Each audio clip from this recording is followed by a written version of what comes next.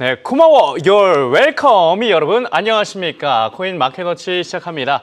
오는 30일 트럼프 대통령과 시진핑 중국 국가주석의 정상회담 일정이 확정되면서 일단은 무역 긴장이 완화됐습니다. 이 덕분에 암호화폐 시장 반등을 하려는 기미를 보여주고 있는데요. 그러나 이 미증시 상승한 것에 비하면 좀 아쉬운 모습을 보여주고 있습니다. 도대체 이 코인 시장의 불장은 언제 오는지 두 기자와 함께 알아보도록 하겠습니다. 한경 블록체인 전문 미디어 블루밍비트의 이수연 기자 그리고 블록스트리트 최주은 기자 나오셨습니다. 어서 오십시오. 안녕하십니까. 안녕하십니까. 네. 네, 오늘도 암호화폐 시장 전체적인 흐름부터 살펴보도록 하겠습니다. 뉴스메타의 키보 차트를 통해 확인해 보도록 하시죠. 먼저 키보 토탈 라인 차트입니다. 시장 전체의 흐름을 볼 수 있는 차트라 할 수 있는데요. 단기 추세선인 주황색 RSI 라인이 하락했다가 현재 반등하는 모습 보여주고 있고요. 장기 추세선인 초록색 시그널 라인이 지금도 하락하려다가 반등하면서 두 시그널 다 상승 중에 있습니다. 그래서 롱 포지션이 유리한 구간에 또 다다르고 있다. 이렇게 해석을 할 수 있겠습니다. 네, 다음으로는 비트코인의 시가총액 점유율을 뜻하는 비트코인 노미넌스 확인해 보도록 하겠습니다. 현재 59.2%로 어제와 비슷한 모습을 보여주고 있고요. 네, 이어서 USDT의 시가총액 점유율을 보여주는 테더 도미넌스는 4.88%로 어제보다는 조금 낮아졌습니다. 이게 긍정적인 게 다시 한번 이 테더 도미넌스가 낮아지면서 암호화폐 시장에 자금이 들어오고 있다. 이렇게 좀 해석을 할 수 있겠고요. 다음으로 중장기적 관점으로 암호화폐 시장에 점수를 주는 키포인트 스코어 확인해 보도록 하겠습니다. 키포인트 스코어 엄청 많이 올라왔어요. 이 주황색 선까지 내려갔다가 현재는 73.97%로 많이 올라온 상태인데 미중 무역 갈등 불확실성 해소 덕분인가요? 일단은 키포인트 스코어도 롱을 외쳐주고 있습니다. 네, 반면 단기적 관점을 보여주는 라이브 키포인트 스코어 같은 경우에는 마이너스 1.61%로 아직까지는 횡보세를 보일 것이다. 이렇게 분석하고 있습니다. 네, 이렇게 해서 뉴스메타의 키보 차트를 통해 암호화폐 시장의 현재 상황을 살펴봤습니다. 말씀드린 내용은 매매 시 참고용으로만 활용하시고 투자 시에는 신중을 기해해 주시기 바랍니다. 네, 그럼 바로 주요 코인 이슈부터 살펴보도록 하겠습니다. 먼저 비트코인 확인해 봐야겠죠. 비트코인 같은 경우에는 오늘은 긍정적인 흐름 보여주고 있습니다. 상승하면서 0.49% 상승 중에 있는데 비트코인 어떤 이슈가 있었나요? 네, 비트코인 정말 이번 주 롤러코스터를 탄 듯이 오락가락했습니다. 네. 네, 맞아요. 정말 막 하락했다가 오늘은 또 이렇게 반등하는 모습을 보였는데 이렇게 롤러코스터를 탄 데는 좀 복합적인 요인이 작용을 했습니다. 우선 미국과 중국의 정상회담 성사 여부가 좀 불확실성을 키운 건데요. 지난 22일에는 트럼프 대통령이 시진핑 주석과의 정상회담이 매우 성공적일 것이다 라고 얘기하면서도 이달 말 한국에서 예정된 회담에 열리지 않을 수 있다고 언급을 하면서 좀 투자 심리를 악화시켰습니다. 이랬다 저랬다 했죠. 네, 그렇죠. 게다가 여기에 미국이 또 중국에 대한 그런 반도체나 소프트웨어 수출 제한을 검토한다는 소식까지 나오면서 좀 양국 간 긴장이 다시 고조됐죠. 그렇죠. 그래서 진짜 이 비트코인 시장이 롤러코스터를 탔는데 게다가 이 거시적인 지표의 변수도 있잖아요. 오늘 9시 30분에 CPI를 발표 앞두고 시장이 좀 긴장하는 분위기인데 이것도 좀 전해주시죠. 네, 맞습니다. 이 셧다운으로 인해서 발표가 연기된 미국 9월 소비자 물가지수가 바로 오늘 저녁 9시 반에 발표가 되는데요. 이 CPI 발표를 앞두고 시장이 굉장히 조심스러웠습니다. 예상치를 크게 벗어나지 않는다면 연내 2차례 추가 금리 인하 가능성이 높지만 이 인플레이션이 재가속된다는 지표가 나올 경우에는 연준이 이 완화 속도를 조금 늦출 수도 있거든요. 그래서 이런 경계감이 단기 매도세를 자극한 것으로 분석이 됩니다. 네, 여기에 더해서 이 구글의 양자 컴퓨터 소식도 비트코인 암호화폐 시장에 영향을 줬다고요? 네, 그렇습니다. 22일에 구글이 이 세계 최초로 검증 가능한 양자 우위를 달성했다고 발표했는데요. 원래부터 이 양자 컴퓨터 자체가 비트코인의 암호 체계를 뚫을 수 있는 잠재적 위협 요인으로 꼽혀왔습니다. 물론 현재 기술력으로는 이 암호 체계를 무너뜨릴 가능성은 좀 적지만요. 이 심리적으로 불안감을 키운 요인이 되긴 했습니다. 그렇죠. 이 양자 컴퓨터가 계속해서 발전하면 발전할수록 이 암호화폐, 비트코인의 암호를 막 풀 수도 있으니까 이거에 대한 우려 심리가 작용했다고 말씀하신 건데 그래도 밤사이에 어제 비트코인 같은 경우에는 소폭 반등을 하긴 했습니다. 네, 굉장히 또 투자자분들이 좀 기쁠 만한 소식인데요. 네. 잘 반등을 했습니다. 왜 그럴까요? 당연히 또 이제 미국과 중국의 그 그렇죠. 움직임의 영향을 받았겠죠. 네. 바로 미국과 중국의 정상회담이 확정됐다는 소식이 나왔습니다. 그래서 시장이 즉각 반응을 하면서 비트코인도 11만 달러를 회복했는데요. 이 백악관에 따르면 트럼프 대통령과 시진핑 주석은 오는 30일에 정상회담을 가질 예정입니다. 네, 트럼프 대통령과 시진핑 주석이 이날 잘 이야기를 해서 무역 분쟁이 좀 해결됐으면 좋겠는데 앞으로의 전망 어떻게 보고 계십니까? 일단 단기적으로는 조금 조정 가능성이 있다는 분석이 나오고 있습니다. 움카르 과폴렛 코인데스크 애널리스트 같은 경우에는 네. 이 가격 추세의 지속 여부를 확인하는 데 널리 쓰이는 온밸런스 볼륨 지표가 하락 전환하면서 10만 달러 아래로 밀릴 가능성이 있다고 보고 있고요. 네. 그다음 제프 캔드릭 스탠다드 차타드 디지털 자산 연구 책임자 역시 이 비트코인이 올해 말에 올해 안에 10만 달러 아래로 떨어질 수 있다고 봤습니다. 네. 물론 캔드릭은 이게 저점일 거고 향후 비트코인이 다시 반등을 시작할 것이라고 또 강조를 했는데요. 네. 일단 현재로서는 좀 기술적으로 10만 7,300달러 선이 좀 중요한 지지선으로 꼽힙니다. 네. 이 지지선이 좀 무너지면 9만 9천 달러대까지도 밀릴 수 있습니다. 다만 ETF 유입과 이 완화적인 통화 정책이 중장기적 강세 전망을 굉장히 유효하게 만들고 있습니다. 네. 그래서 너무 절망적으로 시장을 보실 필요는 없을 것 같습니다. 네. 근데 전문가분들이, 애널리스트 분들이 10만 달러 아래로 내려갈 수 있다라는 말은 좀 무섭긴 하네요. 최 기자님. 네네네. 차트상에 특이점 없습니까? 10만 달러로 내려가는 그런 현상, 특이점은 포착 안 됐죠? 뭐 10만 달러 미치면 뭐 99,999달러 얘기하는 건가요? 그 정도로, 네. 일단은 뭐 한번 뭐 차트 보면서 네. 한번 얘기해 보시죠. 네, 그래서 일단 제가 뭐 테더 도미넌스 차트부터 좀 말씀드릴 건데 테더 도미넌스 보기에 앞서서 제가 여러분들께 요 기사 하나 좀 보여드리겠습니다. 그래서 기사요? 네, 제가 요 이제 한경에서도 된 7월달에 된 기사인데 이제 상반기에 이제 이미 지금 달러가 무너지고 있다. 그래서 이제 달러 인덱스가 이제 최 밑으로 좀 하락했다 이런 이제 내용들이 담아 있어요. 그래서 네. 요 기사 여러분 그 이제 우리 영상 하단에 또 링크 달아달라고 제가 작가님께 요청해 두었으니까 요 기사도 한번 좀 천천히 좀 살펴보시면서 지금 달러가 얼마나 무너지고 있는지 여러분들이 이제 인지를 하셨으면 좋겠고요. 그래서 네. 제가 거듭 말씀드리지만 이 달러 인덱스가 차트가 그래도 이렇게 떨어졌지만 이게 끝이 한 차례 더 빠질 것이다라고 제가 지금 계속 말씀드리고 있고 네. 그리고 테더 도미넌스 자 이제 드디어 왔습니다. 테더 도미넌스 지난번 방송 때 제가 이렇게 떨어질 때 말씀드렸던 것이 이제 그대로 실현이 되고 있어요. 이제 올라가다가 여기서 하락 다이버전스 맞고 떨어질 거다. 그래서 현재까지 이 시나리오 그대로 이제 진행되고 있고요. 네. 그리고 이 테더 도미넌스를 좀 더 세분화시키면 뭐 4시간 봉으로 보면 이렇게 지금 일전에 제가 그어 넣었던 이런 이제 회색 박스대 현재로서는 지지대로 발현할 수 있는 박스대가 점점 힘이 약해지고 있어요. 이미 몇 차례 두드렸긴 해 여기서 또 무너질 수가 있고 어허. 이미 여기서도 이미 두드릴 흔적이 있기 때문에 네. 이런 부분 물론 여기서 바로 이렇게 빠져주면 좋겠지만 테더 도미넌스도 여기서 횡보 이렇게 좀 하락 추세 패턴을 만들다가도 이렇게 좀 빠질 확률이 높겠다라고 말씀드려서 현재 구간 지금 되게 코인 입장에서는 양호하다라고 말씀드리겠습니다. 그리고 비트코인 주봉상에서도 비트코인 이제 주봉 차트, 주봉 차트에서도 이미 말씀드린 대로 이렇게 저점을 형성했고요. 그래서 이번 주 잘 양호하게 흘러가고 있습니다. 그러면 이제 우리 좀 세분하게 좀 살펴보겠습니다. 그래서 비트코인 지금 유스베타 일단 메타 차트로 이제 돌아와서 네. 단기적인 이 방송을 지금 보고 계시는 우리 웰커미들이 지금 당장 비트코인 어떻게 흘러가요? 요 정말 초단기적인 흐름으로 봐도 지금 여전히 이 핑크빛 위에서 캔들을 잘 형성해 나가고 있고 그리고 이런 그 매수해라라고 이런 매수 시그널도 지금 강력하게 나타나고 있습니다. 여기에 오늘 제가 요 MACD라고 하는 이 과매수인지 과매도인지 이런 또 이제 고조 지표를 좀 이렇게 좀 켜보면 그래도 이렇게 과매도를 지났습니다.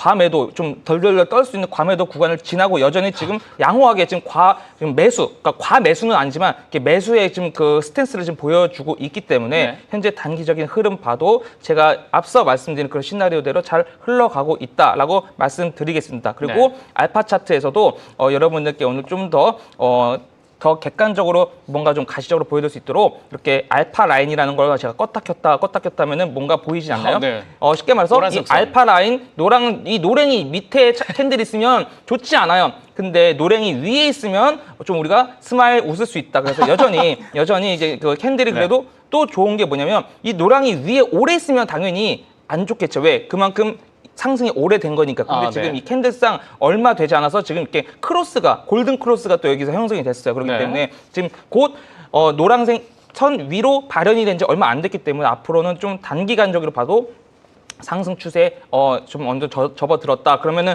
구체적으로 어떻게 상승 추세에 접어들었는지 그리고 시나리오대로 어떻게 흘러가는지 바로 이제 아래 차트 제가 좀 보여드릴게요. 그래서 바로 비트코인 4시간봉 차트로 넘어와서 제가 요 밑골이 인위적으로 만들어진 밑골을 다시 잡아먹기 힘들겠다라고 말씀드렸고 그리고 정확히 파란색 선에서 이렇게 추세선에서 반등을 해서 저점을 만들었습니다. 그리고 제가 앞서 말씀드린 시나리오가 이제 우리 횡명보 시나리오 플러스 또 나오셨네요. A, B, 네. 여기부터죠. A, B, C 요 시나리오 여러분, 요 시나리오를 제가 말씀드렸잖아요. 그래서 지금 이 A, B, C 시나리오도 제가 좀 더 구체적으로 이제 그냥 일봉으로 보여드릴게요. 일봉으로 봐도 제가 이렇게 말씀드렸어요. 이제 여기서 더 올라가는 시나리오 하나 있는데 이제 요거 이제 이미 뭐 깨졌고 그렇게 바로 내려오게 되면은 이렇게 A, B, C로 마무리할 거다. 근데 C가 어디서 마무리할지 모르겠다. 그래서 근데 지금 여러분 보시면 지금 엊그제 봉부터 지금 이렇게 다시 밑꼬리를 만들고 지금 저점을 형성한 것좀 보여요. 그래서 이렇게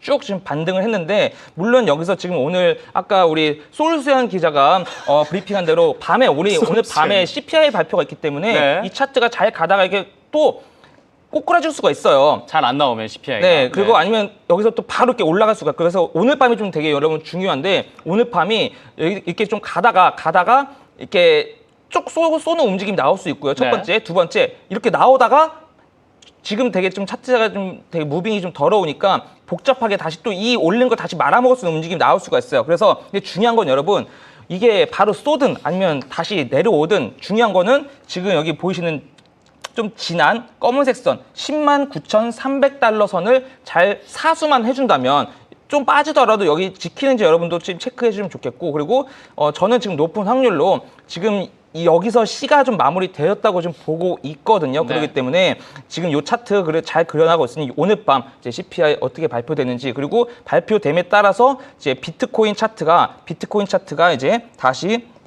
뭐 시간봉으로 봤을 때 이렇게 올라가다가 한번 쭉 쏘고 다시 내려오더라도 이 109,300달러 잘 지켜주는지 여러분 체크해 주셨으면 좋겠습니다. 그래서 결론적으로 말씀드리자면 지금 이미 높은 확률로 제가 앞서 말씀드렸던 이 하락 ABC 패턴의 C를 어느 정도 만든 것으로 보입니다. 만든 것으로 보이기 때문에 여기서 이제 이렇게 상승하는데 한번 쭉 쏘다가 떨어질 수 있다. 그런데 109,300달러를 지켜준다면 오늘 밤 내일까지 잘 지켜준다면 이 C는 만들어질 확률이 더 높겠죠. 그렇기 때문에 오늘 밤 그리고 내일까지 이 109,300달러 잘 사수해 주는지 한번 우리가 좀 체크해 보면 되겠습니다. 네, 저 지지선을 잘 사수하려면 어쨌든 CPI가 좀 오늘 시장 예상치를 하회해서 금리 인하가 확실하게 된다는 시그널을 보여줘야겠네요. 이렇게 해서 저희가 비트코인까지 살펴봤고요. 다음에는 이더리움 확인해 보도록 하겠습니다. 이더리움 같은 경우에는 현재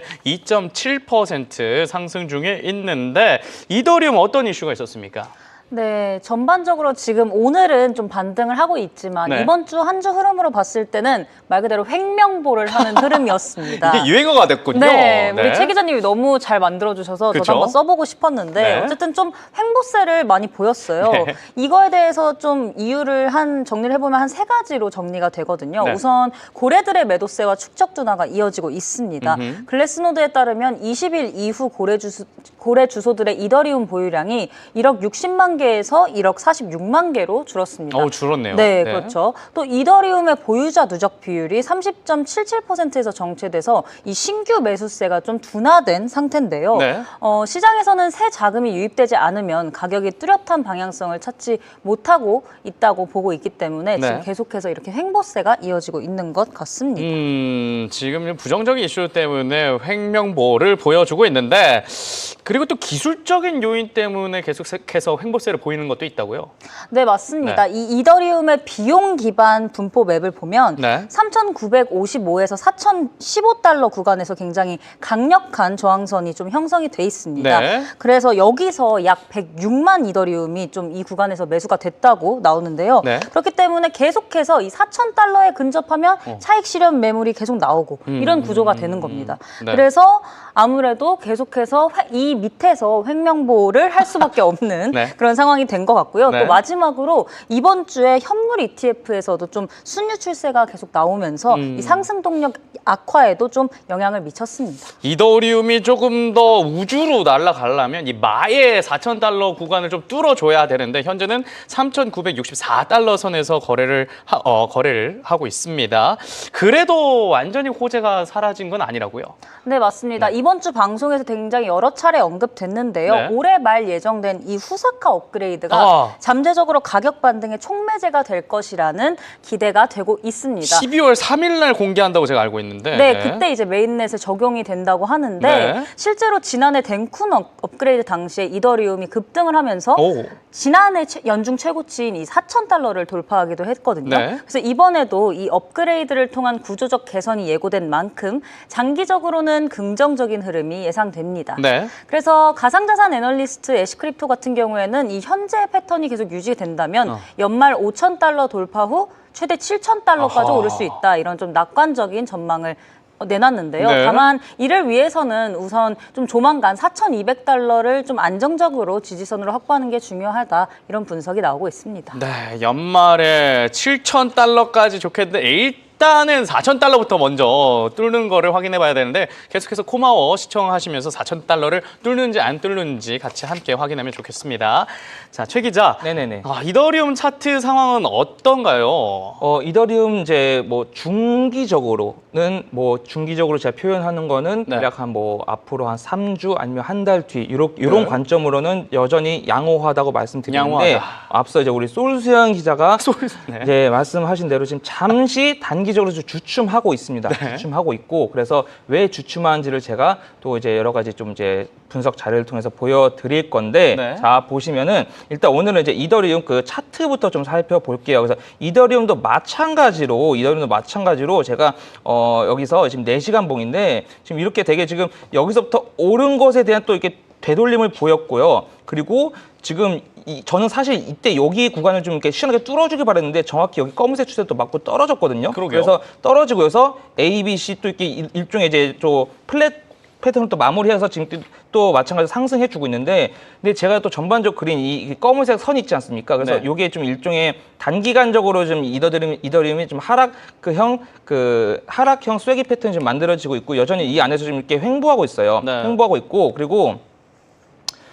제가 이제 최근에 아마 이제 좀 너무 이제 인위적인 그런 또 가상자산 역사의 최대 청산 사태가 벌어진 만큼 27조 원 청산. 한 번 이렇게 좀 휘청했잖아요. 네. 휘청이니까 지금 이거를 회복하기 위해서 지금 다시 비트코인 도미넌스가 좀 그래도 이제 계속 이제 쉽게 말해서 초록불을 좀 켜고 있어요. 그래서 이더리움이 다시 본격적으로 발효를 하려면 이 비트코인 도미넌스가 빨리 이제 다시 이렇게 하락을 해 주어야 되겠고, 그리고 지금 이더리움과 비트코인을 자 비교한 차트 있죠. 네. 여기도 지금 주봉상으로 이렇게 좀 음봉이 나와주고 있어요. 그래서 이게 빨리 다시 이제 여기 주황색 선 0.04라고 표기된 여기를 좀 껑충 넘어 주어야지 이더리움은 다시 강세를 접어들 것인데 현재까지는 지금 요 흐름이 좀 아직 좀 주춤하고 있고, 그래서 오늘은 이 반대로 근데 솔라나와 이더리움 비교하는 요 그림. 뭐야 이거 그림 뭐야 이거? 우리 솔수연의 이수연 기자인가요? 우리 솔수연이 아주 이제 열심히 솔라나 응원하고 있는 만큼 다시 여기는 반대로 이렇게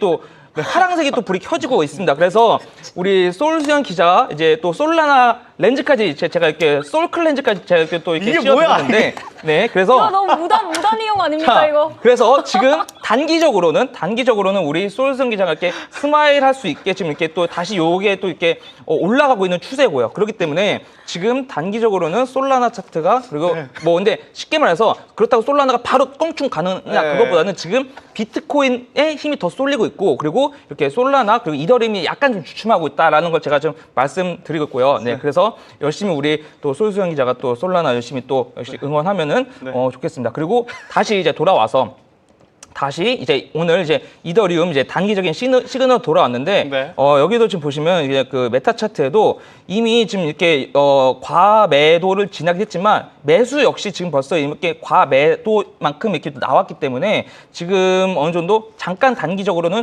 주춤할 수 있겠다라는 거를 좀 말씀드릴게요. 왜냐면은 예를 들어서 이렇게 과매도가 과도하게 나오고 이제 매수 구간이 좀 발현했다면은 이더리움 좀 더 올라갈 수 있겠다 했는데 이미 벌써 과매도 나온 만큼 매수 구간도 어느 정도 이렇게 좀 이게 형성이 됐거든요. 네. 그래서 이게 모든 이제 보조 지표는 참고이지만 이게 또 균형을 이루게 돼 있어요. 그렇기 때문에 제가 말씀드리는 거고 그래도 여전히 양호합니다. 왜냐면은 뭐 이 여전히 핑크빛 위에서 캔들이 형성되고 있으니까 네. 그리고 이제 여기 알파 차트에서도 지금 알파 라인 한번 그려보면 골든 크로스가 형성이 됐는데 좀 시간이 됐습니다. 그래서 여전히 근데 또 이 캔들이 지금 이 노랑이 위에 있는 것은 좋으나 네. 이 이격이 또 너무 좀 벌어졌기 때문에 이게 또 단기적으로 이렇게 좀 이렇게 이격이 좁아질 수 있거든요. 그 말은 즉슨 이더리움이 단기적으로는 좀 주춤할 수 있겠다라는 것을 말씀드립니다. 그래서 이제 그러나 여전히 이더리움 아직까지 이제 강세로 제가 거듭 말씀드리지만 이더리움이 좀 중장기적으로는 강세로 발현이 될 것인데 요 단기적으로는 우리 솔수영 기자가 이제 솔라나 렌즈를 꼈기 때문에 그렇기 때문에 지금 뭐 비트코인 당연히 이제 위수로 가고 있지만 솔라나도 지금 반대로 좀 반등하고 있다. 그래서 이더리움이 단기적으로 좀 주춤하겠다라고 지금 말씀을 드리겠습니다. 네. 근데 저 차트는 봐도 적응이 안 되는데 어쨌든 네. 이더리움과 솔라나를 이렇게 비교해서 같이 흐름을 또 이렇게 살펴주셨습니다. 자, 솔수연 기자. 네. 마지막으로는 XRP. 이분이 그 차트 뒤에 있었던 분입니다. 솔수연 기자인데. 근데 이거 약간 무단 이용 아닙니까? 저 초상권 침해입니다, 이거. 이게 제 카톡 프로필 사진인데 네. 사적인 영역을 이렇게 너무 방송에 공개를 해버려서 좀 당황했는데 네, 당황했는데. 시청자분들이 좋아하신다면. 그렇죠. 그만큼 또 솔라나를 많이 응원하시는 기자님이니까. 네, 맞아요. 자, 그러면 오늘 솔라나 말고 이제는 XRP 한번 확인해 보도록 하겠습니다. XRP는 진짜 너무 부진해요. 이게 거래가 멈춘 것 같아요. 이 XRP. 왜 이런가요? 제가 여러 번 얘기하지만 이 중캐가 진입을 하고 나서 제 탓인가요? 중반꿀이 일단 있어요. 일단 있고. 있는 것 같아요. 네, 근데 사실 좀 그렇다고 하기에는 그래도 좀 너무 하락폭이 강하긴 했는데요. 지난 몇 주간 좀 부진한 흐름을 보이긴 했지만 그래도 이번 주에는 다른 알트코인들보다는 좀 안정적인 흐름을 보이긴 했습니다. XRP는 이 20일 반등 이후에 주간 낙폭이 지금 코인마켓캡 기준으로 1%대에 그쳤거든요. 네. 그래서 현재는 2.4달러 중반에서 좀 횡보를 하고 있는 모습인데 이렇게 반등을 한 데에는 몇 가지 좀 호재가 있었습니다. 먼저 리플의 전략적 지원을 받는 벤처기업 이 에버노스가 기업 인수 목적회사 합병을 통해서 나스닥 상장을 추진하고 있다는 소식이 있었습니다. 그래서 상장 후에 10억 달러 이상을 조달해서 XRP를 전략적 비축하겠다라고 계획을 밝혔고요. 바로 이 회사의 이제 리플 공동 창립자인 크리스 라슨이 5천만 XRP를 투자를 했고요. 또 일본의 SBI 홀딩스가 역시 2억 달러를 또 지원하면서 또 힘을 실었습니다. 맨날 이 리플 소식은 정말 다 긍정적인 것밖에 없거든요. 네, 맞습니다. 근데 가격은 이 모양인지 참 걱정이 많은데 하지만 또 이 미국 연준의 정책 변화도 긍정적으로 이 리플에 작용하고 있다면서요? 네, 맞습니다. 이 연준이 이른바 이 스키니 마스터 계좌를 도입하려고 좀 검토를 하고 있는데요. 이게 XRP에 굉장히 긍정적으로 작용을 했습니다. 현재 제도에서는 가상자산 기업들이 이 연준 결제망을 사용을 하려면 기존 상업은행을 거쳐야 했거든요. 그런데 이제 이 제도가 시행이 되면 가상자산 기업들이 파트너 은행 없이 바로 직접 연준의 결제망에 접근할 수 있게 됩니다. 근데 사실 리플은 이미 이 미국 연방은행업 라이선스를 이제 신청하기도 했고 마스터 계좌 취득을 신청한 상태인 만큼 이 중개은행 없이 빨리 지불을 처리하고 싶어 했는데요.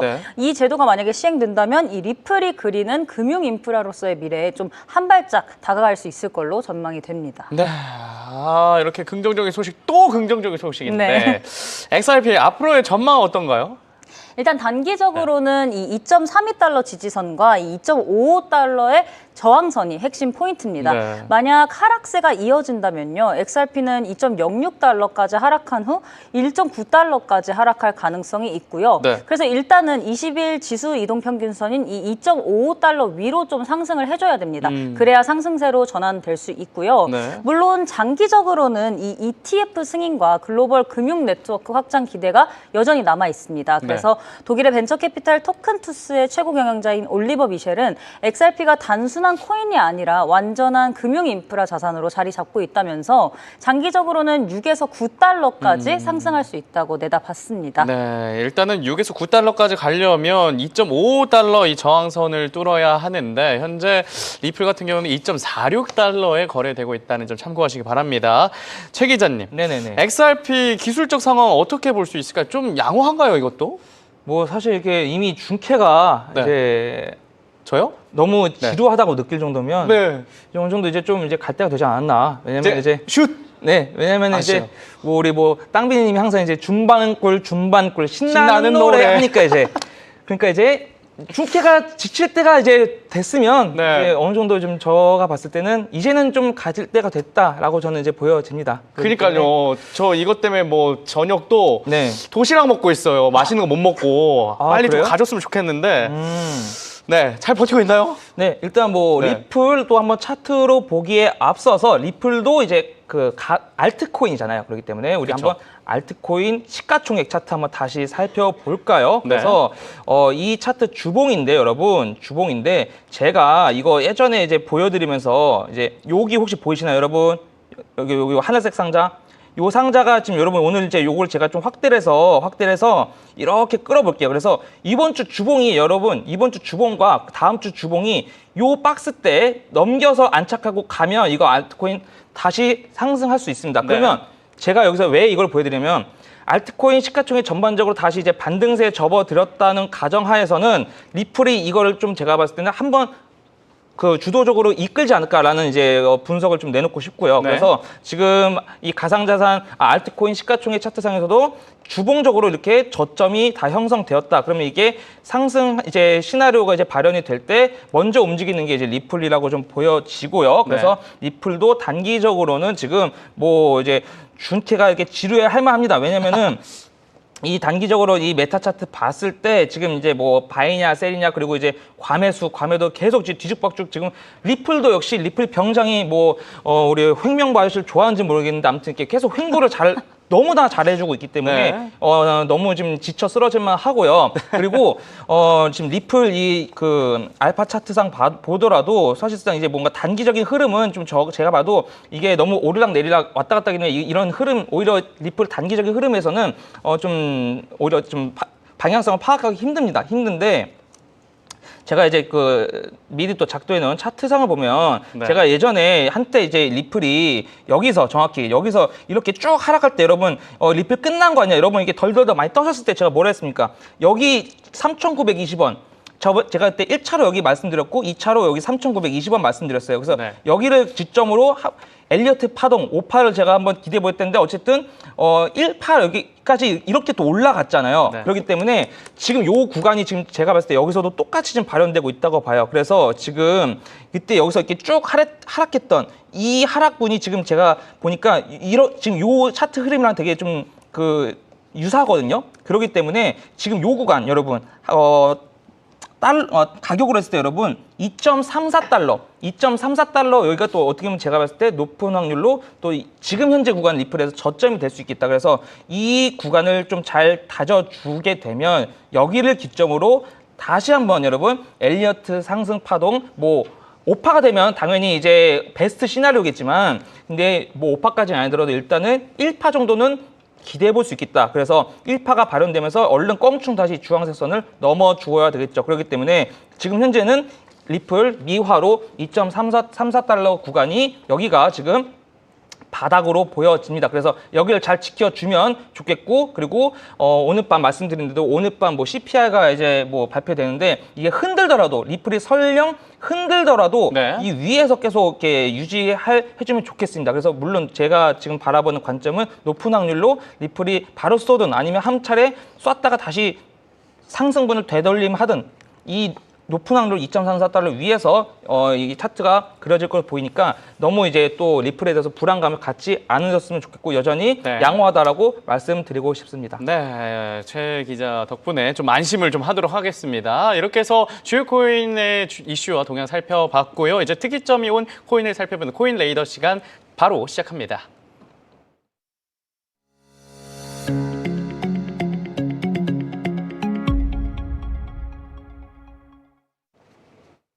네, 코인 레이더에서 살펴볼 코인은요, 바로 플로우라는 코인입니다. 플로우라는 코인 현재는 0.48% 상승하고 있는데 계속 횡보세 보이고 있습니다. 어떤 코인인지 그리고 또 무슨 이슈가 있었는지 살펴주실 수 있나요? 네, 플로우는 게임이나 이 NFT를 빠르고 쉽게 만들 수 있도록 설계된 블록체인 플랫폼입니다. 오, 네. 네, 이 플랫폼 안에서 쓰이는 코인이 바로 이 플로우 코인이고요. 네. 네, 2021년에 사실 NFT가 굉장히 열풍이었잖아요. 토큰요? 네, 네. 그때 절정일 때 이 NBA나 뭐 UFC 같은 이 글로벌 스포츠 리그들이 이 플로우 블록체인 위에서 NFT를 발행하면서 굉장히 주목을 받기도 했습니다. 그런데 지금은 아무래도 NFT 시장이 좀 다소 식으니까 네. 가격이 많이 떨어졌죠. 그쵸. 하지만 여전히 게임과 NFT 분야에서는 인프라가 굉장히 잘 갖춰진 그런 블록체인으로 평가받고 있습니다. 네, 그리고 이번 주에는 메인넷 업그레이드 소식도 있었다는데 이것도 또 전해주시죠. 네, 맞습니다. 지난 22일이죠. 플로우가 이 포르테 업그레이드를 메인넷에 적용했습니다. 네. 이번 업그레이드는 이더리움과의 호환성을 강화하고 개발자 도구를 개선하는 게 핵심인데요. 쉽게 말해서 블록체인을 더 빠르고 효율적으로 만들고 개발자들이 사용하기 쉽게 바꾸는 작업이라고 보면 되실 것 같습니다. 네, 그렇다면 향후 전망 어떻습니까?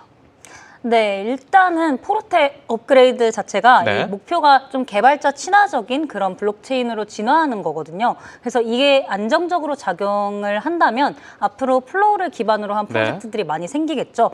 그렇게 되면 자연스럽게 이 코인에 대한 수요가 늘어나면서 가격에도 긍정적인 영향을 줄 수 있겠죠. 그래서 아무래도 지금은 전반적으로 흐름이 좀 약하지만 이번 업그레이드를 계기로 좀 중장기적으로 회복할 수 있는 발판이 되지 않을까 기대가 됩니다. 네, 플로우 그러면 최 기자, 네네. 이 차트상의 흐름은 어떻습니까?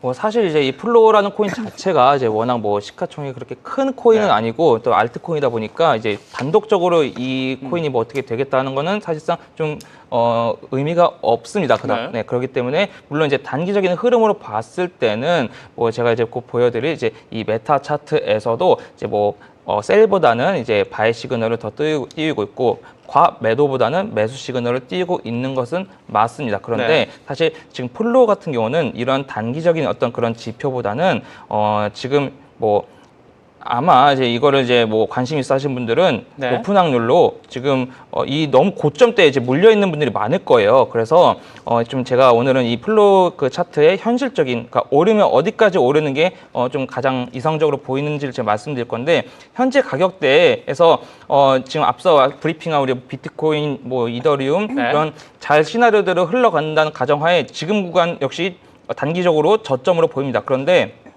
추가 상승 위에서는 금일 테더값 환율 기준으로 이 433원을 여기를 좀 이 선을 좀 그래도 넘어주고 안착하면 네. 좋겠습니다. 근데 왜냐면 현재 구간이 좀 바닥이긴 하지만 이 바닥의 힘이 그렇게 세지가 않거든요. 그렇기 때문에 언제든지 또 비트코인이나 이더리움이 휘청이면 이게 더 빠질 수 있기 때문에 지금 구간 잘 지키면서 얼른 차례에 그냥 이 433원 이렇게 껑충해서 안착해 주는 게 좋겠고요. 그리고 여기서 추가적으로 제가 좀 중기적으로 바라보는 그 저항대는 여기 주황색 선인데 여기가 오늘 기준으로 522원입니다. 그렇기 때문에 플로우가 이제 물론 네. 지금 저도 이제 마음 아픈데 아마 이제 높은 확률로 많은 분들이 지금 이런 그 동전 가격대가 아니라 또 지폐 가격대에서 많이 물려 있을 거예요. 그런데 지금 일단 차트 분석적으로는 이게 쉽사리 이렇게 그 지폐를 넘어가긴 좀 힘들어 보이고 네. 여전히 이제 뭐 오르더라도 뭐 앞자리가 바뀌든지 혹은 더 오르더라도 한 우리나라 돈으로 한 800원대 요 정도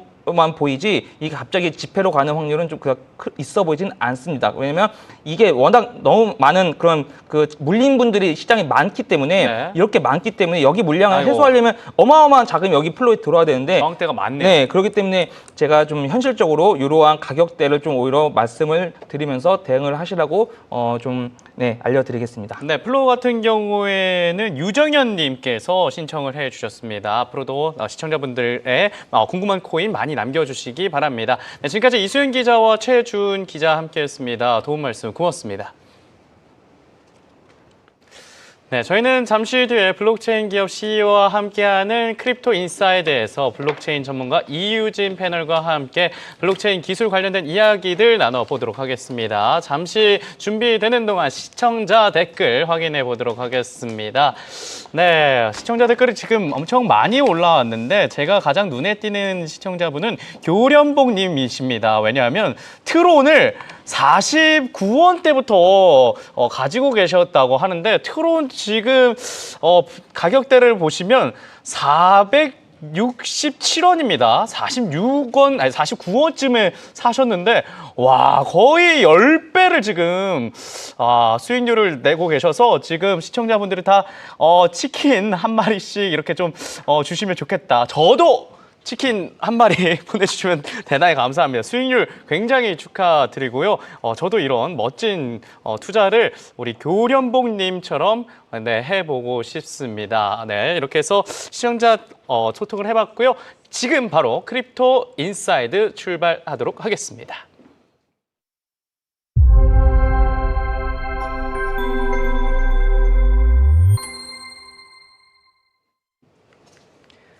네, 금요일 코인 마켓워치 크립토 인사이드 시작합니다. 현금에서 카드, 카드에서 모바일로, 그리고 이제는 스테이블 코인 시대입니다. 요즘 삼성, 구글, 페이팔, 마스터카드까지 결제 네트워크 전면에 등장을 했죠. 이들이 결제용 스테이블 코인에 투자하며 글로벌 결제 판도를 바꾸고 있는데요.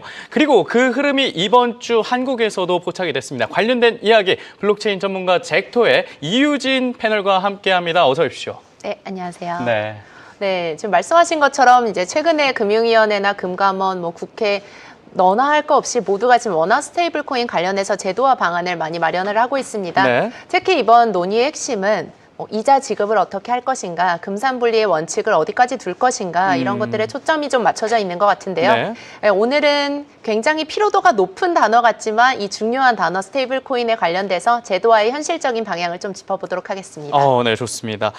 이 논의의 출발점이 바로 미국의 지니어스 법이죠. 많이 화두가 됐지만 다시 한번 쉽게 좀 정리를 부탁드려도 될까요? 네, 일단 지니어스 법 또 처음에 이제 시행이 됐을 때 굉장히 많은 언론에서 피로도가 높을 정도로 나왔는데요. 그쵸. 사실상 그 정도로 굉장히 중요한 법입니다. 네. 일단 3개월 미만의 미국 국채 달러를 보유하거나 혹은 비은행권 당국에서 허가받은 기관들이 관련해서 준비 자산이 있는 기업들에 한해서 네. 비인가를 받으면 스테이블 코인의 이런 시장성을 같이 마련을 해줬는데요. 기본 틀을 좀 제시했고요. 보유자가 이자를 지급하지 못하도록 했습니다. 그래서 스테이블 네. 코인이 더 이상 투자 상품이 아니라 이제는 이런 결제의 수단이다라고 상징적으로 나타낸 게 바로 이 지니어스법이라고 할 수 있는데요. 네. 지금 한국 논의도 단순하게 전처럼 코인을 금지할 것인가 아니면 인정할 것인가가 아니라 네. 화폐의 구조를 누가 설계하고 그리고 근본적으로 또 이런 이자들을 누가 또 지급을 하고 해줘도 되느냐 네. 이런 질문들이 원화 스테이블 코인에 있어서 핵심이라고 볼 수 있습니다. 네. 이렇게 대표님께서 설명을 잘 해주시는 동안 슈퍼챗이 나왔습니다. 네. 이유진 대표님 이쁘시다 하면서 시청자분께서 2,000원 보내주셨는데 슈퍼챗 감사합니다. 감사합니다. 네. 이런 게 있었군요. 네. 네, 이렇게 해서 슈퍼챗 네. 이렇게 2,000원 감사하고요. 네. 다시 이 지니어스법으로 돌아와서 지니어스법 구체적으로 좀 어떤 내용을 담고 있나요? 네, 일단 지금 지니어스법 같은 경우는 핵심은 3가지입니다. 네. 일단 첫 번째는 지니어스법은 결제용 스테이블 코인을 오히려 별도의 자산군으로 정의를 했고요. 네. 기존에는 투자형, 담보형, 알고리즘형 이렇게 복잡한 것들이 한 군데에 섞여 있었는데 지금 지니어스법은 이 결제 전용 모델만 확실히 했습니다. 네. 그래서 이 법은 결제 전용 모델만 구분을 한 것과 더불어 발행사한테 이제 회계 감사나 공시 이런 준비 자산들에 있어서 예치금을 100% 100% 예치 의무를 둔 네. 법안이기는 한데요. 네. 달러를 발행하면 그 달러만큼 실물 예치가 있어야 된다는 뜻입니다. 그래서 뭐 저희가 쉽게 얘기하면 전당포를 생각하시면 될 것 같고요. 달러와 좀 가격 등가가 맞춰져야 된다 네, 이런 맞습니다. 이야기죠. 네, 예치금이 동일하게 들어가야 되고 네. 발행사는 보유자한테 이자를 줄 수 없습니다. 아하. 왜냐하면 이제 이자가 붙는 순간 그게 예금이 되고 예금이면 또 은행법을 따라야 하기 때문에 네. 규제를 받는 것에 있어서 지니어스법은 결제용 스테이블 코인은 이자 불가다라고 단언했습니다. 네. 그런데 의문이 생깁니다. 그냥 이자도 안 주는 이 스테이블 코인, 차라리 그냥 달러를 갖고 있는 게 낫지 않을까, 뭐 이런 생각도 드는데, 어떻게 보고 계십니까? 사실 스테이블 코인 관련하면 가장 많이 하는 질문 중에 하나가 네. 굳이 스테이블 코인을 쓸 필요가 있냐. 왜냐하면 네. 저희가 그동안의 코인은 재테크에 분명한 목적이 있었는데 그렇죠. 스테이블 코인 같은 경우는 이거 한다고 해서 치킨이 나오는 것도 아니고요.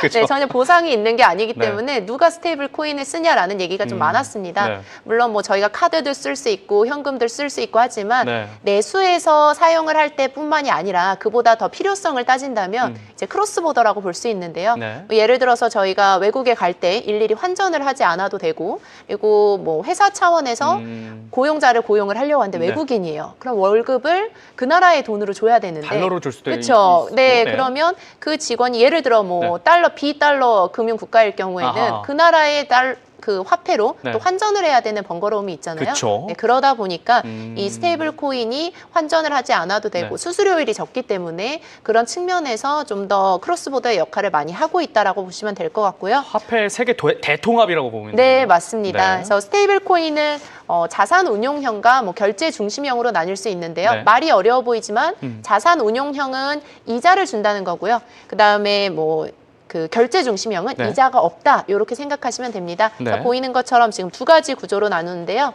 일단 자산 운용형부터 보면 저희가 알고 있는 USDT, 테더나 USDC, 서클에서 발행한 USDC가 발행사가 예치금 자체를 미국 단기 그 국채나 아니면 이런 현금성 자산에 투자를 하고 네. 그 발행사에서 수익을 내면 그게 끝입니다. 그러니까 보상이 따로 이루어지지 않는 거죠. 네. 그리고 뭐 DAI 같은 경우에도 뭐 담보대출 구조를 통해서 이런 간접적인 이자 개념이나 이런 걸 저희가 저장금리라고도 부르는데 이걸 적용을 합니다. 그렇다 보니까 예금보다는 오히려 대출 이자 성격에 좀 더 가깝습니다. 네. 반면에 결제 중심형 스테이블 코인 같은 경우는 이자 지급 아예 없이 단순히 결제만을 위한 모델인데요. 네. 페이팔 이제 PYUSD나 뭐 아니면 요즘에 바이낸스의 BUSD가 대표적이고요. 지금 미국 지니어스법에서 말하는 것도 바로 이 결제 전용 스테이블 네. 코인에만 해당이 합니다.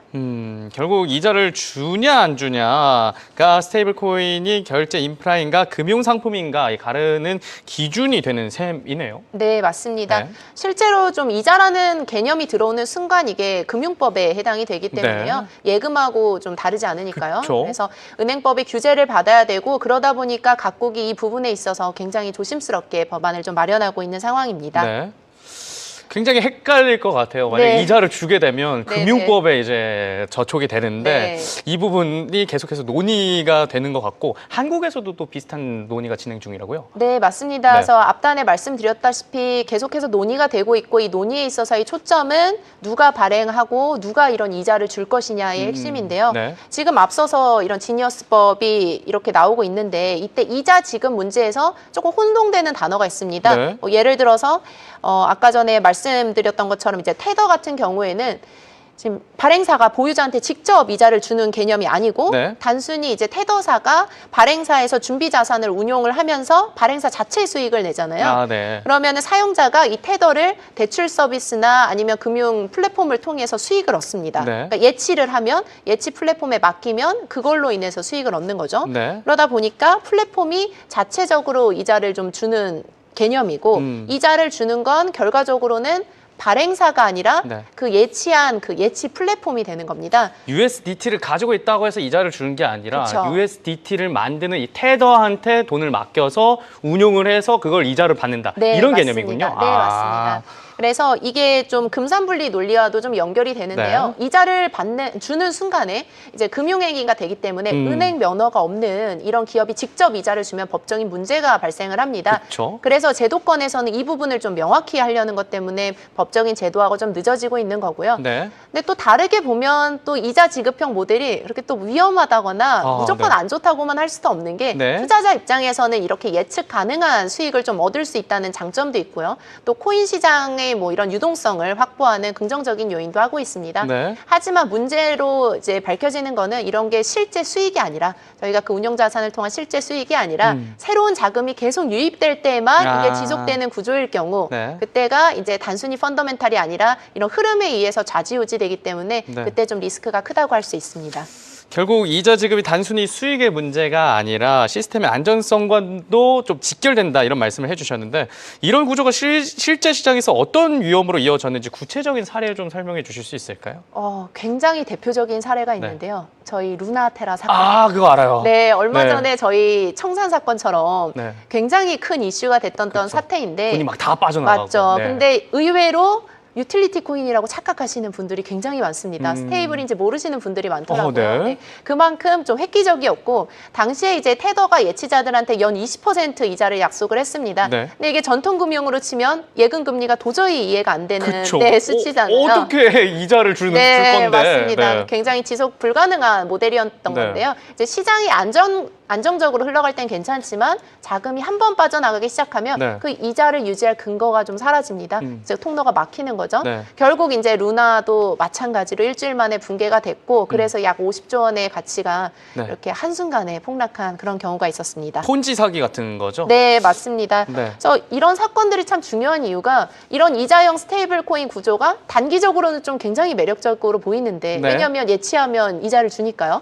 근데 신뢰가 무너지면 지금 루나테라 사태처럼 그 구조 전체가 붕괴된다는 걸 보여주기 때문에 그쵸. 이 리스크를 전 세계가 모든 피해를 보지 않았습니까? 네. 그러다 보니까 각국의 규제 당국들이 이런 스테이블 코인은 결제 인프라지 더 이상 투자 상품이 아니다라는 원칙을 더 강하게 좀 강조하기 시작했습니다. 네. 그래서 이런 지니어스법을 좀 두고 보면요. 미국 정부가 이런 민간 주도의 스테이블 코인을 완전히 이렇게 통제 불능 상태로 방치하는 것 대신에 네. 차라리 제도권 안으로 끌어들이겠다. 그래서 제도상에서 좀 더 안전하게 하겠다라는 목적이 있습니다. 네. 그래서 사실 업계에서도 이런 뭐 루나 사태 이후에 굉장히 큰 반성 아닌 반성도 있었고 네. 이런 새로운 뭐 단기 수익만으로는 도저히 이게 운영이 불가능할 수도 네. 있겠구나라는 그런 시각도 많았고요. 초기에 이런 디파이 시장 같은 경우에는 성장 동력이 이런 예치형 모델 덕분이었기 때문에 네. 좀 아쉬움을 토로하는 사실 유저들도 굉장히 많았습니다. 네. 루나 사태 이후 이 업계에서도 스스로 좀 변화를 시도했다는 이야기도 있다는데 맞나요? 네, 맞습니다. 네. 큰 구조적인 변화가 있었습니다. 일단은 과거처럼 이렇게 이자 중심의 디파이 모델이 아니라 요즘은 실물 가치랑 연결된 스테이블 코인들이 화두로 떠오르고 있는데요. 네. 많이들 좀 들어보셨을 텐데 대표적으로 이제 뭐 DAI는 예전에는 그 암호화폐를 담보로 해서 이제 발행이 됐는데 지금은 미국 단기 국채라든지 아니면 뭐 T빌이라고 하는데요. 은행에서 예금 같은 이런 RWA라고 저희가 요즘 많이 하죠. 이런 실물 자산을 기반에 둔 포트폴리오를 많이 추가하기 시작했습니다. 암호화폐보다 좀 안정적인 자산을 담보로 그렇죠. 하는 그런 네. 게 지금 늘어나고 있다는 거죠? 네, 맞습니다. 네. 그래서 최근 또 온도 파이낸스 같은 프로젝트 또한 이제 머니마켓 펀드 자체를 토큰화하고 있는 이런 모델을 제시하고 있는데요. 네. 미국 단기 국채나 아니면 이런 머니마켓 펀드를 담보로 하면서 좀 더 투자자들이 안정감도 얻고 블록체인 상에서 이 자산을 바탕으로 해서 토큰화가 되기 때문에 네. 좀 더 현실적으로 접근할 수 있다는 장점이 있습니다. 네. 물론 아직 상용화 단계는 아니지만 업계에서는 이런 RWA 기반의 뭐 실물 자산을 담보로 하는 토큰화에 있어서 좀 더 관심을 갖고 있습니다. 네. 일단은 블록체인이 현실의 가치로 좀 내려왔다 이렇게 볼 수 있겠는데 한국도 드디어 이 원화 스테이블 코인 제도화를 구체화하기 시작했습니다. 지난 이 국정감사에서 금융위원회와 금감원 모두 관련 입장을 밝혔는데요. 대표님, 현재 국내 논의의 방향은 좀 어디에 초점을 두고 있나요? 일단 국내 방향은 사실 방향을 조금 보기 전에 미국이나 유럽 같은 네. 경우를 먼저 보면 미국은 이미 민간 주도와 정부 주도의 이런 그 합작 프레임이 병행이 되고 네. 있습니다. 그래서 미국은 서클이나 페이팔처럼 기업이 발행은 하되 규제 기관은 이제 규제 기관이 감독을 하는 방식이고요. 정부에서. 네, 맞습니다. 그리고 유럽은 미카 법안을 통해서 이제 미카법을 통해서 네. 발행 허가제라든지 아니면 자본 적정성 기준을 동시에 요구하는 이런 법안들을 내고 있는데요. 네. 한국에서는 앞서서 계속 이렇게 좀 강조해드렸던 것처럼 누가 발행할 수 있냐, 그리고 이게 금산분리 원칙을 위배하냐 안 하냐, 이거에 좀 초점이 많이 맞춰져 있습니다. 네. 기사를 조금 더 보면요. 20일 날 이제 금융위원장은 결제용 스테이블 코인은 발행이 원칙적으로 이제 금융회사 중심으로만 허용하겠다라는 입장을 밝혔습니다. 네. 그러니까 뭐 은행이나 이런 전자금융업자들이 이미 감독 체계 안에 있는 그 기관들만 가능하게 하겠다라고 한 거고요. 네. 바로 다음 날이죠. 이제 이찬진 금감원장은 반대로 레거시 금융도 여기 투입돼야 된다. 시장에 참여해야 네. 이런 독과점 폐해를 막을 수 있지 않냐라는 좀 반대적인 의견을 말했습니다. 네. 빅테크나 블록체인 기업들도 조금 더 우리의 인프라를 이용하면 이 원화 스테이블 코인이 좀 더 안정적으로 시장에 자리 잡을 수 있다라는 의견을 말하면서 규제 완화를 좀 촉구하고 있는 실정입니다. 네, 결국 안정성과 혁신의 줄다리기인데 이 논쟁이 은행 면허가 없는 민간 기업이 스테이블 코인을 발행하면 금융회사가 산업을 지배하는 것으로 볼 수 있다 이런 지적이 있죠. 네, 맞습니다. 이제 한국은 굉장히 원칙 중심이었고 사실 전통적으로 이런 금융자본과 산업자본을 분리하는 금산분리 원칙이 굉장히 강한 국가입니다. 그래서 금산분리는 한국 경제의 이런 기둥과도 같다라는 표현을 많이 하는데요. 이제 단순한 규제가 아니라 대기업이 이런 금융권을 통제해가지고 자기네들끼리 계열사에서 자금을 몰아주기를 하거나 이런 것들을 방지하고 있는데요. 네. 이런 스테이블 코인의 또 핵심은 블록체인 기반이잖아요. 그러다 보니까 디지털 자산이기 때문에 이게 바로 금융이냐 산업이냐 하는 경계에 있어서 좀 많이 애매하곤 합니다. 좀 예를 쉽게 들어보면 네. 빅테크가 만약에 이런 결제용 스테이블 코인을 발행을 하면 결제 시스템 그리고 포인트, 리워드 이게 하나의 생태계에서 구축이 되기 때문에 네. 사실상은 자체적인 금융 생태계를 구축하는 것과 같아서 이런 논란이 계속되고 있는 것이라고 보면 되겠습니다. 네. 그럼 앞으로 좀 이 한국형 스테이블 코인은 어떻게 좀 자리를 잡을 거라고 보십니까? 일단 이 한국형 스테이블 코인 같은 경우에도 네. 조금 거시적으로 봐야 되는 측면이 있는 것 같습니다. 네. 일단 미국이 당장에 이 5경 정도 되는 부채를 해결할 방법이 그쵸. 없고요. 네. 네, 이자만 해도 거의 1,700조가 가까이 되는데 네. 이 부채를 해결하기 위해서 답안으로 나온 게 바로 이 스테이블 코인인 만큼 이 스테이블 코인이 결국에는 비자나 마스터카드처럼 망으로 될 수밖에 없습니다. 그래서 저희도 조금 더 이 달러 스테이블 기반의 네. 망을 활용할 수 있는 방안을 좀 찾아야 될 것 같고요. 그리고 앞서서 리워드나 보상을 얘기한 것처럼 원화 스테이블 코인만의 특징을 좀 잡아서 뭐 원화 스테이블 코인을 사용하면 거기에 리워드로 뭔가의 보상을 준다든지라는 특색을 하면 달러 기반 스테이블 코인 외에도 우리만의 조금 더 유동성을 확보할 수 있지 않을까라는 생각입니다. 네, 이렇게 해서 원화 스테이블 코인과 관련된 이야기까지 나눴습니다. 저희가 준비한 소식은 여기까지입니다. 시청해주신 여러분 고맙습니다.